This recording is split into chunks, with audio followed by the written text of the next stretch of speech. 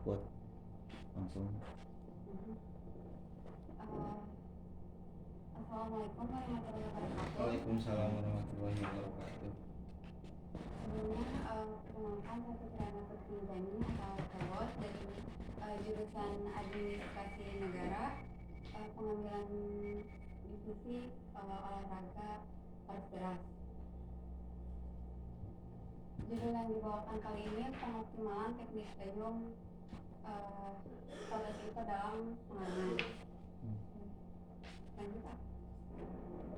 Satu pembahasannya itu ada pendahuluan, kajian teori, dan metodologi penelitian.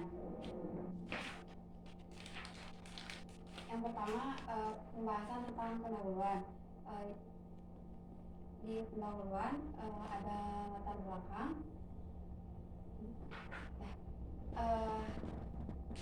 Di latar belakang ini yang melatar belakangi pengambilan dari pengoptimalan teknik dayung pada skipper dalam pengarungan itu dari sana mengungkapkan jeram adalah bagian sungai air yang mengalir dengan deras, cepat, dan bertaburan di antara banyak batu dari berbagai ukuran sekaligus membentuk turbulensi dan arus balik.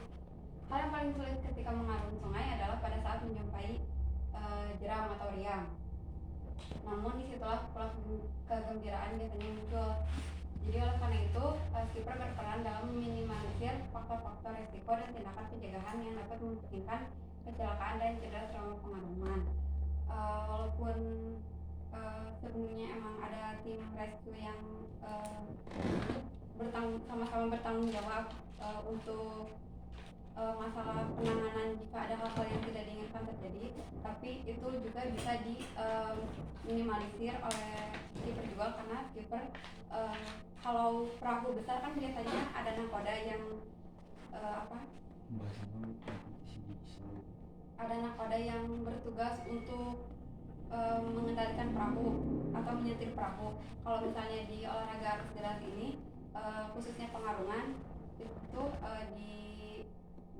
yang berperan dalam mengatur bertugas untuk mengendalikan si perahu itu di skipper. Nah, di rumus masalah itu ditentukan apa itu skipper dalam olahraga arus deras. Terus bagaimana teknik dayung yang digunakan oleh skipper. Terus ada faktor apa aja yang mempengaruhi kinerja skipper dalam mengendalikan perahu pada arus deras. Lalu ada bagaimana pengoptimalan teknik dayung skipper yang dapat meningkatkan kinerja dalam pengarungan. Juga yang terakhir ada bagaimana komunikasi skipper dengan anggota lainnya.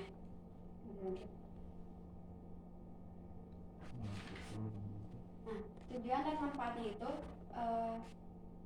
diharapkan pada pengembaraan kali ini bisa menganalisis teknik dayung yang digunakan oleh skipper dalam pengarungan pada olahraga deras, lalu mengidentifikasi faktor kinerja yang mempengaruhi skipper dalam pengendalian perahu, lalu ada mengoptimalkan teknik dayung skipper untuk meningkatkan kinerja dalam pengarungan.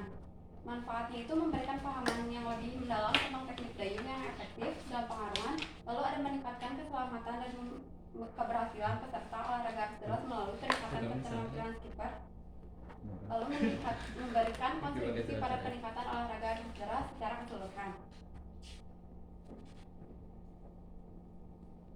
Lalu kajian teorinya. Teori pencipta alam.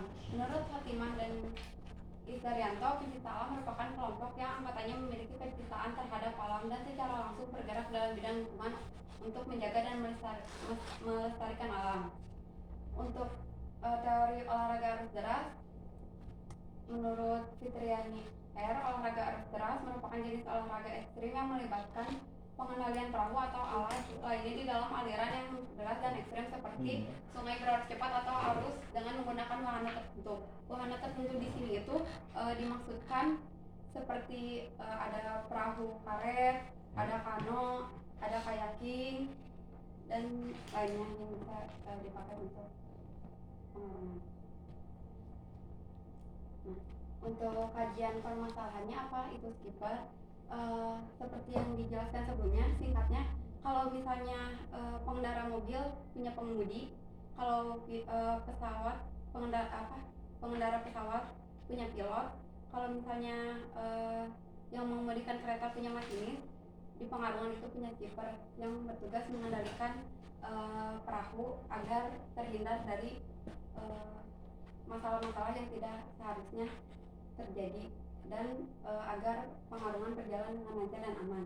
Terus bagaimana teknik dayung yang digunakan oleh skipper? Sebenarnya ada beberapa persamaan yang sama antara skipper sama pendayung-pendayung lainnya.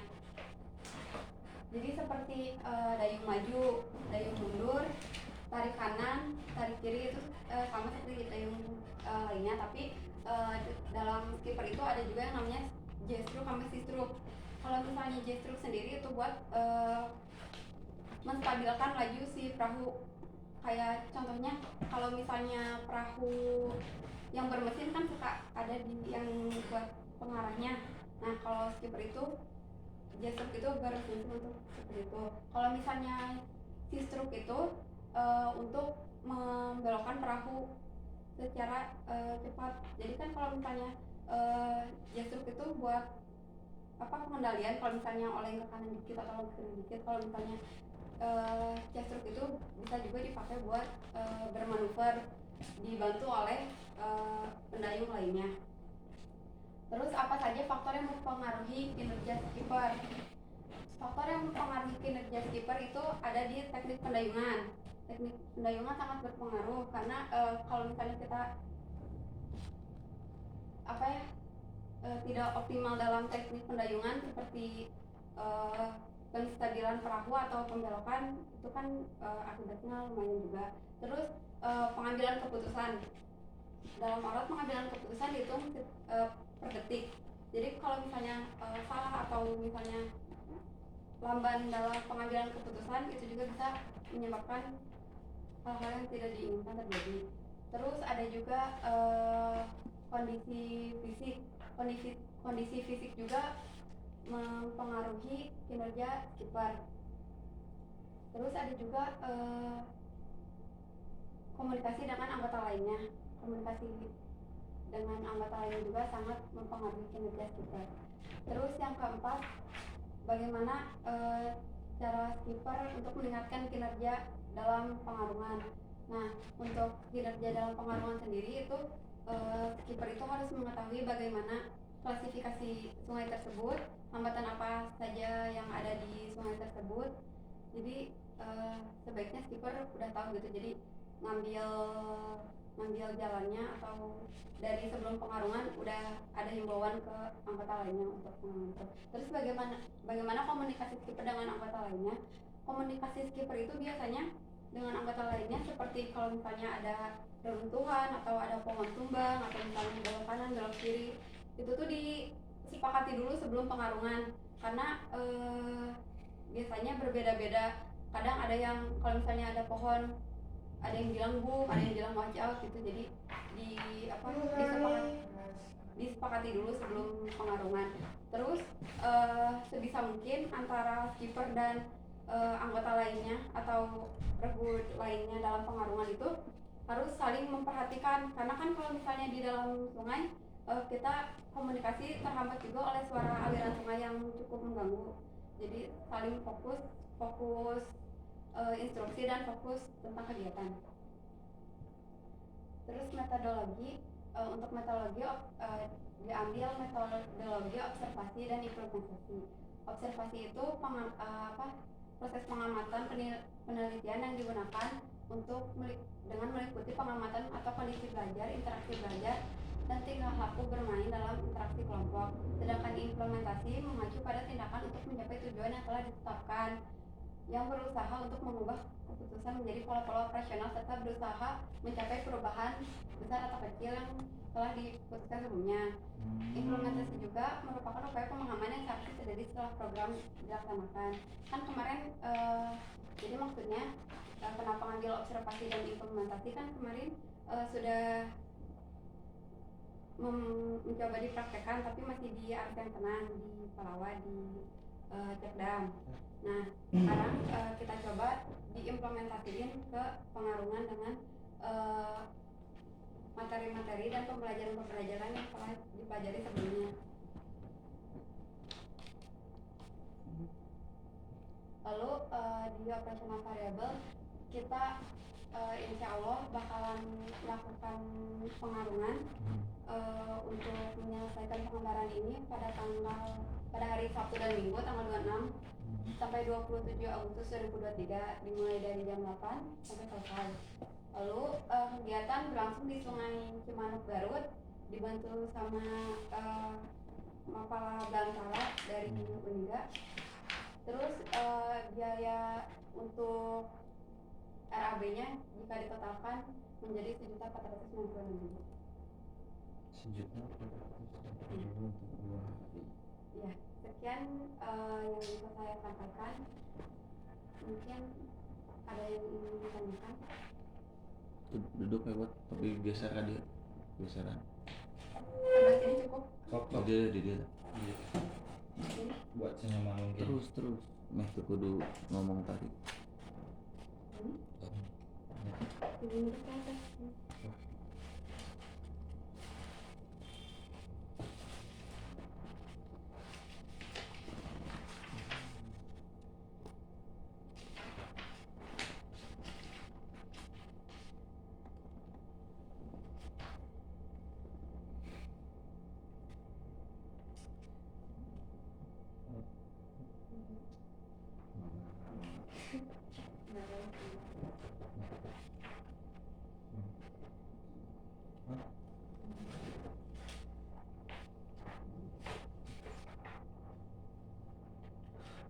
Buat Ya. ini teh bakal dilaksanain di Cimanuk ya? Ya. Cimanuk di Garut.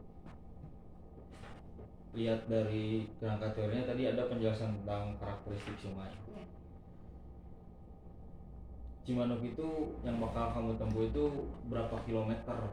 Karakteristik sungainya itu masuk kemana? Oh. Dan kenapa alasan kamu milih di sana itu kenapa? Ya. Kalau untuk karakter sungai Cimanuk itu sendiri, kalau dimasukin ke klasifikasi sungai itu Yep. ada beberapa jalur, tapi rencananya yang jalur yang bakal diambil itu dari Patra ke Limbangan. Itu tuh kalau di klasifikasi di sungai itu bisa masuk ke 3 sampai 3,5. Nah, tapi itu juga kan klasifikasi sungai juga beda-beda. Kalau mungkin kalau misalnya yang udah sering ngarung atau apa kan itu mah jadi ini mah udah ingin, tapi kalau misalnya kalau buat yang baru-baru kayak kita itu maksudnya ke 3 sampai 3,5. 3 sampai. Ya. Di 3 itu riam, jeram dan hambatan udah banyak ada. Terus kalau kenapa kita milih di Cimanuk, Garut? Soalnya kan sebenarnya kita tuh bikin beberapa pilihan, kayak tempat mau di Pangalengan, Ya. terus katanya Sungai Citarum udah dibuka lagi gitu kan. Iya. Nah, Memang beda. ya. Nah, tapi kalau misalnya di Pangalengan tuh kemarin tuh jadinya kayak yang nyatu sama pariwisata. Terus kalau yang Pangalengan itu maksudnya ke 1 sampai tingkat kelas 2. 1 sampai kelas 2. Ya, kalau misalnya yang di Citarum itu. Ya. Nah, kalau misalnya yang kemarin di Citarum itu sebenarnya sempat mau survei juga sama Palawa hari Kamis kemarin. Tapi ternyata itu agendanya Palawa sendiri gitu. Jadi agak kurang ini kalau misalnya ikut. Terus kalau di Cimanuk sendiri pertama karena bareng sama minta bantuan juga sama sama Palawa yang sama PA yang di kampus sana, itu pertama silaturahmi. Terus yang kedua menemukan suasana baru gitu. Jadi kan kalau misalnya yang di Bandung kebanyakan emang di Bandung juga banyak gitu ya sungai-sungai yang bisa diarungi, tapi kebanyakan sungai-sungai di Bandung yang bisa diarungi itu udah masuk ke pariwisata. kayak aliran Citarum kan Samsiang juga masuk. Nah itu juga kan udah ada wisata yang gitu. Jadi salah satu alasan opsi singkatnya mengambil di sana itu cocok untuk jadikan latihan seperti itu simpelnya. Dan memang di Bandung juga banyaknya latihan memang ke Garut itu ya, atau nggak ke Tasik kan ya.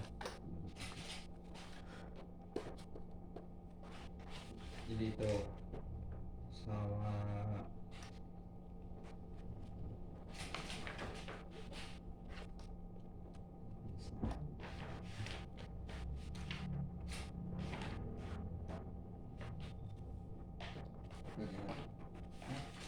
buat itu pengoptimalan atau menganalisis teknik dayung, pengoptimalan teknik dayung atau menganalisis teknik dayung. Jadi arahnya kemana? Karena kan di judulnya mah pengoptimalan teknik dayung, jadi tujuannya menganalisis teknik dayung. Kan sebelum bisa dioptimalin kita harus tahu dulu tekniknya.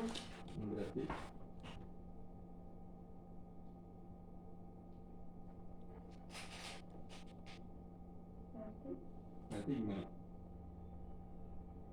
Kan jadi tekniknya dulu baru nanti pas ini bisa dioptimalkan bagaimana skipper ini bisa di bentar. Jadi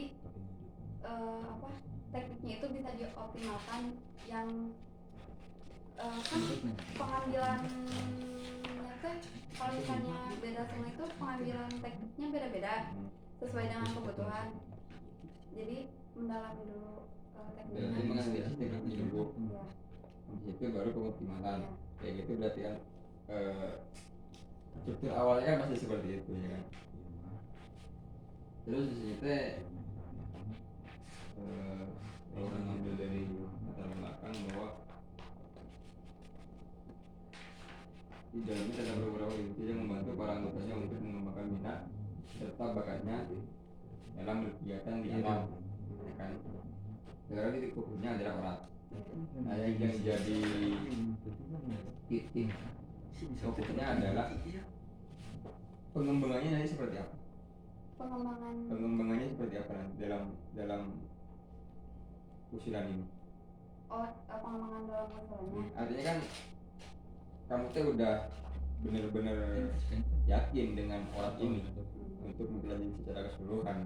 Pada akhirnya mau untuk ya pengembangan ini. Nah, proses nanti pengembangannya seperti apa setelah misalkan teknik tadi teh udah dikuasai dan udah paham, udah ngerti. Pengembangannya nanti seperti apa, kan di sini nggak dicantumkan. belum bisa tahu. Pengembangannya itu mungkin bisa kan kalau misalnya buat yang aku ambil sendiri buat skipper itu kan harus ada beberapa pengalaman untuk mengambil untuk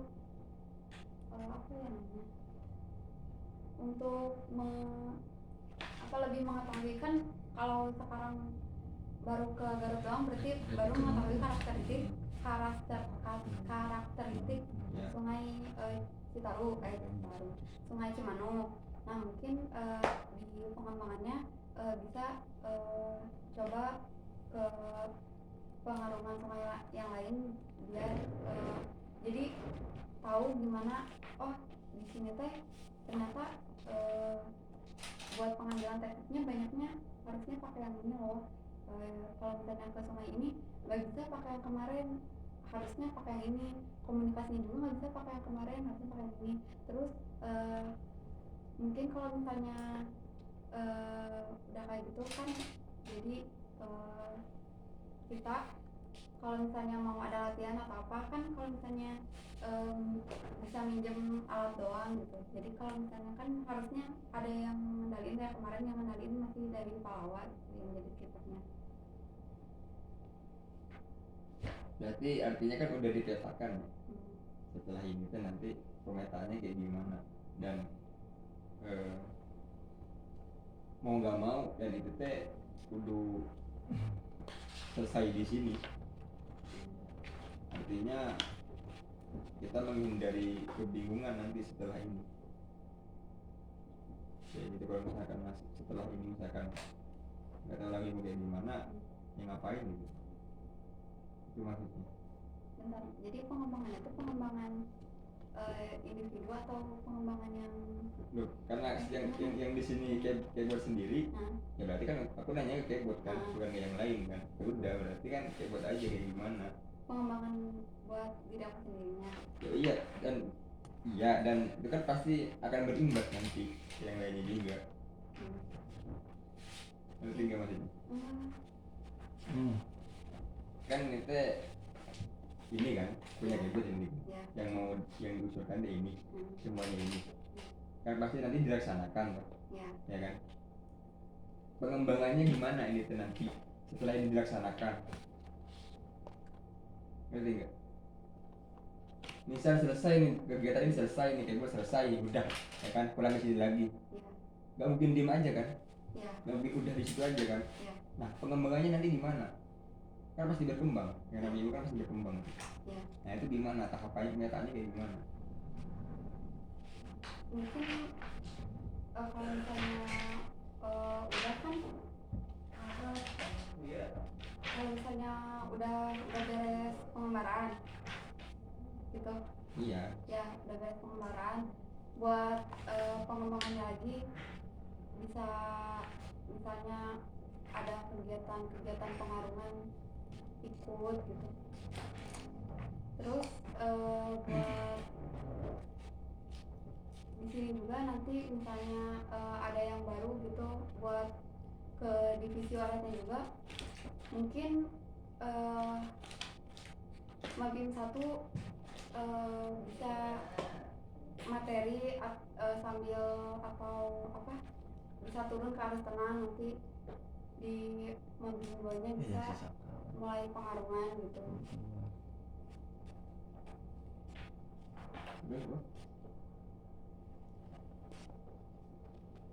Itu aja. Itu aja. Sama paling sebenarnya kan kalau buat skipper sendiri kan harus tahu kondisi sungai. Berarti mungkin nanti ada pembelajaran lanjutan lagi ke pemetaan. Iya, kan tujuannya juga pengoptimalan kan. Ya. Seperti materi dayung kan nggak mungkin optimal kalau misalkan nggak ada target-target selanjutnya. Itu yang kita nanti.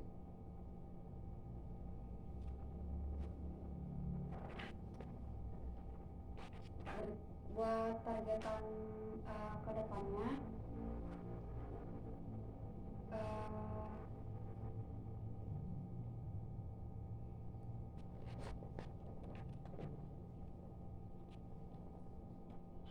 mulai masuk ke pemetaan, buat melihat karakteristik sungai, jeram, sama bisa dari jalur ke jalur atau dari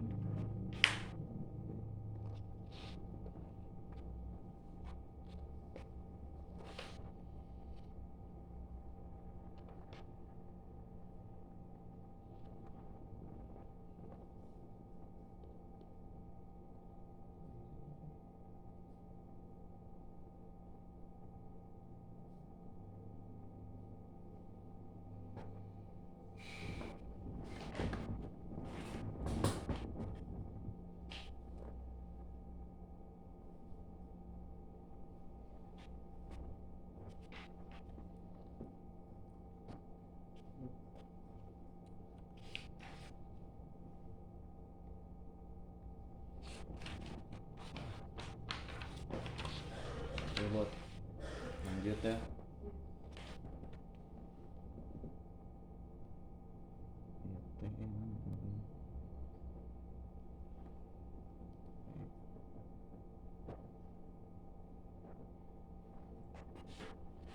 buat sebelum ke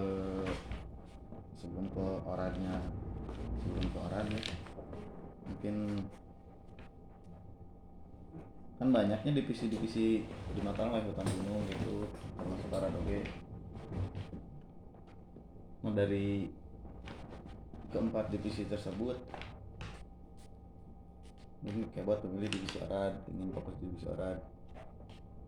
Nah kenapa gitu, bila dari kebot kenapa ingin fokus di divisi orad, sedangkan kan kalau di hutan gunung oke lah, orang-orangnya ngurusnya asik lah, seru, kegiatan jalan, banyak kegiatan. Jadi Sama budget dari peralatan adalah hutan gunung, di climbing juga sama lah, pengurusnya pada aktif, kegiatan lancar kan kemana-mana. Terus di konservasi kayak pendampingan dari awal sampai ke titik sekarang sidang usulan pengembaraan, yang 3 divisi tersebut full mendampingi. Nah sedangkan kan orad Gisma di pengurusnya dua nanti. Nah kenapa kebot teh pas sebelum ke tahap itu misalkan pas Mabim 1 atau pas Mabim 2, kenapa gak minta pindah aja buat ke divisi yang lain gitu? Karena kan tanpa pendampingan pasti bingung oke kan? Ya. Di samping kegiatannya orad yang emang yang bisa dibilang seru gitu ya, turun ke sungai terus kan melihat kanan kiri gitu asri. Kenapa ngambil orad? Karena pertama kan emang nggak hidup divisi lain ya, nggak seaktif divisi lain. Itu juga yang jadi pemacu kayak udah mah emang minat, terus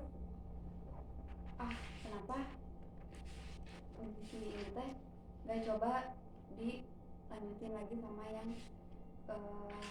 khususnya angkatan aku yang sekarang gitu. Terus kan emang belum banyak pembelajaran prakteknya juga, jadi itu juga yang bikin penasaran kayak kenapa gitu, padahal kalau dibilang seru kayak divisi lain ya emang seru gitu. Ya walaupun kan tanpa pendampingan kayak gitu kan, ini nama kudu gerak sorangan lah, harus gerak sendiri. Beda kan kalau yang lain temen ayah masalah naon yang konsultasi ke divisi kan, sedangkan ini kan kadang kudu kasaha, kadang kudu kasaha, nyangan channel kayak kudu sorangan. Jadi seperti itu alasannya kayak buat di divisi orad deh.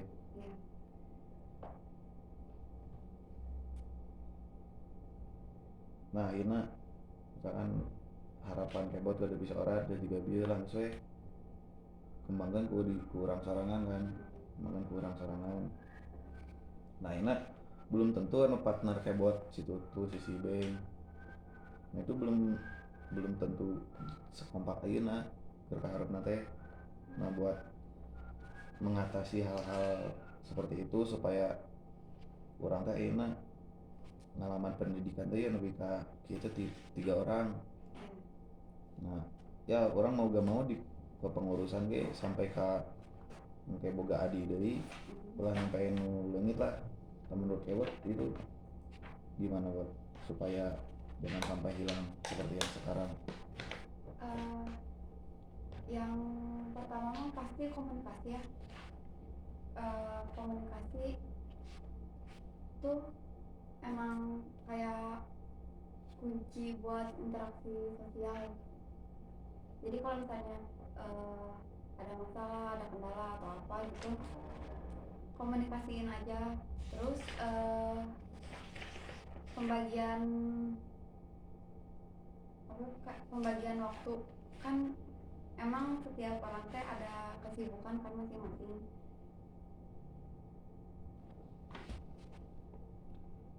Jadi coba bagi waktu gitu, jadi buat misalnya emang ada 2 acara dalam satu waktu, atau jadi enggak jadi prioritasnya teh ke yang sana gitu, yang kitanya diantar, tapi kesananya ada, kesini juga ada.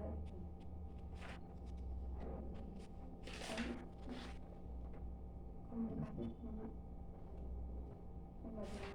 Nah kemarinnya sempat pasti kabarnya ngadengnya lah, sempat ngadengnya. Emang untungna kikituan keur maneh naon, kan? Emang untungnya buat kamu orang main ada ajar orang naon, barangkali coba ge aya kabar-kabar lah gitu kita masalah eta. Maina nah anu bisa diambil lah selama kebot ayeuna menjalani pendidikan buat nanti takutnya keluarga nanya mana teh gitu teh emangnya manfaatna keur diri mana itu. Tanggapan kebot itu gimana misalkan ada seperti itu, misalkan ku bapak kebot mau mungkin lah dengan gitu ningali respon ayeuna, tapi misalkan aya di mana buat naon sih manehna indir ka Garut kemana ka Unpad Luangkeun waktu. emang naon manfaatna keur kebot teh dikituan teh? Yang pertama mah pasti buat ilmu ya kan, pembelajaran, karena kan gak semua orang teh sebenarnya semua orang tahu gitu arung jeram rafting kan, tapi taunya teh yang buat atraksi wisata, bukan buat yang benar-benar arung jeram. Kalau misalnya buat kita juga kan, kalau misalnya ada bencana atau apa kan kita bisa turun.